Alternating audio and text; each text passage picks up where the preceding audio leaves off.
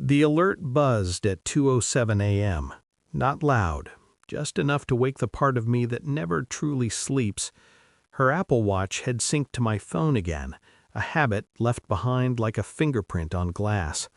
I stared at the numbers as if they might rearrange themselves into something kinder. 400 calories burned, heart rate 150 BPM, duration 45 minutes.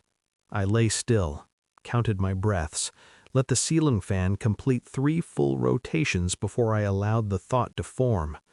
I was sleeping, she'd said earlier that night, already turned away, the back of her neck pale and defenseless.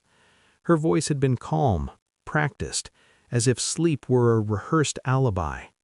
I opened the activity graph, peaks like teeth, sharp, rhythmic.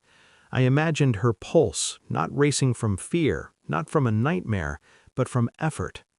The phone vibrated again, GPS history updated. Every Wednesday, the same address, his apartment. I closed my eyes and waited for the pain to arrive in a dramatic rush, the way it does in movies. It didn't.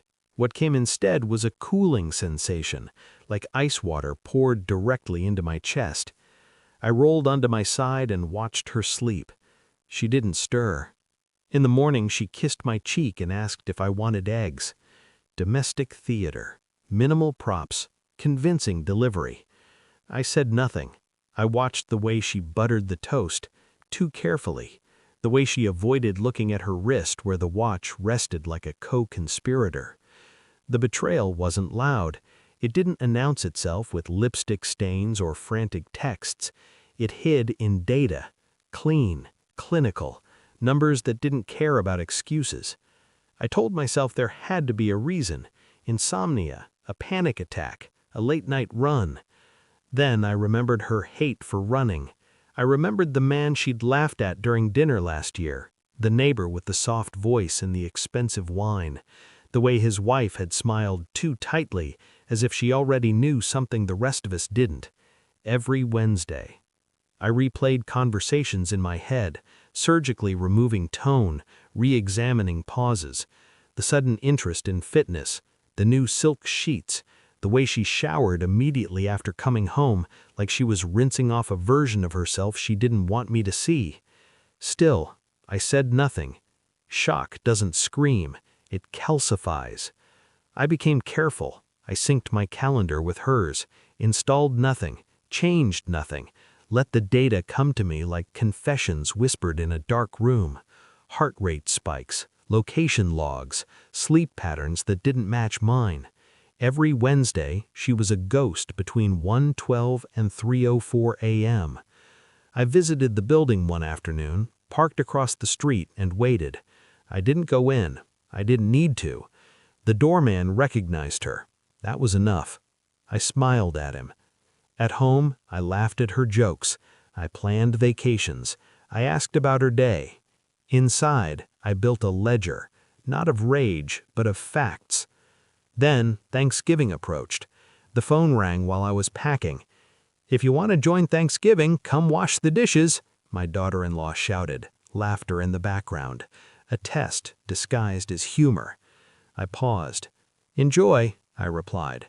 I sent nothing else, just one message later that evening. A photo, my villa in Switzerland, glass walls, snow-dusted pines, silence you could buy. My phone rang 71 times. I didn't answer. The truth arrived the way truth always does, uninvited, undeniable. I forwarded the Apple Watch data to his wife. No commentary, no accusation, just numbers. She replied with a single screenshot. The same spikes, the same nights, the same address. Her message followed. "So it's not just me." We met once, briefly, public place, neutral ground. 2 people comparing wounds like professionals. I slid my phone across the table. She did the same. We didn't cry. We nodded.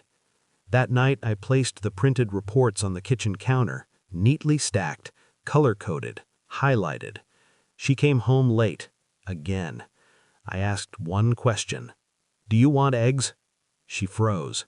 Her eyes dropped to the papers, her breath caught, not in guilt, but in calculation, the realization that the game had ended without her permission.